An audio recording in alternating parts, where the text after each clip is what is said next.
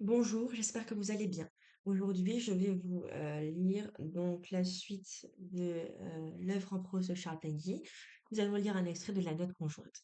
Dans la note conjointe, 1914, Péguy reprend cette méditation. Ce qui a été promu, par-dessus tout, c'est le système de pensée du combat loyal et de la comparaison à égalité, car telle est la poétique de Corneille, une immense et constante comparaison loyale. Et Corneille, j'y fais référence en ce moment d'ailleurs, vous pouvez voir la playlist si vous voulez. Allez dans l'onglet playlist Corneille 17e siècle.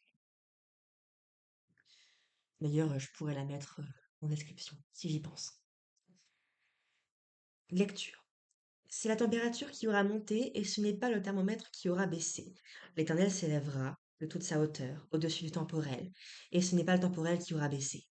Le saint, le martyr, s'élèvera de toute sa hauteur au-dessus de l'homme, et ce n'est pas l'homme qui aura baissé. Dieu s'élèvera de toute sa hauteur au-dessus du monde, et ce n'est pas le monde qui aura baissé.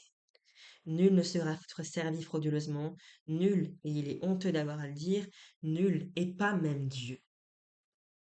Nul ne sera frauduleux, et j'ai honte à le dire, nul, et pas même Dieu. De là la grande et profonde humanité de Polyeucte, cette immense bonté et cet approfondissement de tendresse. Celui-là n'aime pas Dieu contre le prochain, et il ne fait pas son salut contre le prochain. De là que cette grande et précédente tragédie est double. Une tragédie sacrée, une tragédie profane, et que la préséance de la tragédie sacrée sur la tragédie profane n'est point obtenue frauduleusement. La grandeur même et la floraison et l'éclat de la tragédie sacrée dans Polyeucte nous masquent non pas seulement la grandeur et la floraison de l'humanité, mais presque jusqu'à l'existence même de la tragédie profane qui est dessous. Nous sommes tous comme cette princesse qui voulut mettre en comparaison Racine et Corneille, et qui, pour balancer Bérénice, trouvera Tite et Bérénice. Nous sommes tous écrasés par l'histoire de littérature. Nous sommes tous oblitérés. Et nous sommes aussi, et nous aussi, nous sommes habitués.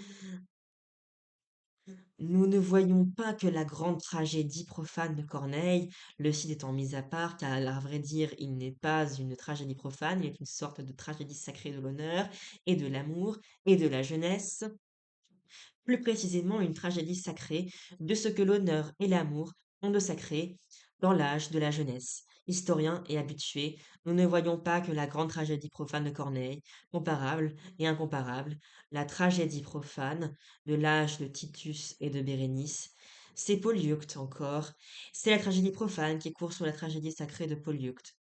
Le répondant de Titus et Bérénice et d'Antiochus, ce n'est pas Tite et ce n'est pas Bérénice, c'est Pauline et Sévère, et c'est encore Polyeucte. Voilà la pure tragédie d'un amour profane, et pleinement et purement antique, et mélancolique et inguérissable, ou plutôt voilà la pure et pleine et antique et mélancolique et inguérissable tragédie profane de l'amour. Voilà, donc c'était la suite de l'extrait que j'avais commencé à lire il y a 4 jours. Donc c'est un autre extrait mais qui se rattachait à celui-là. La promotion du Cid à Polyeucte.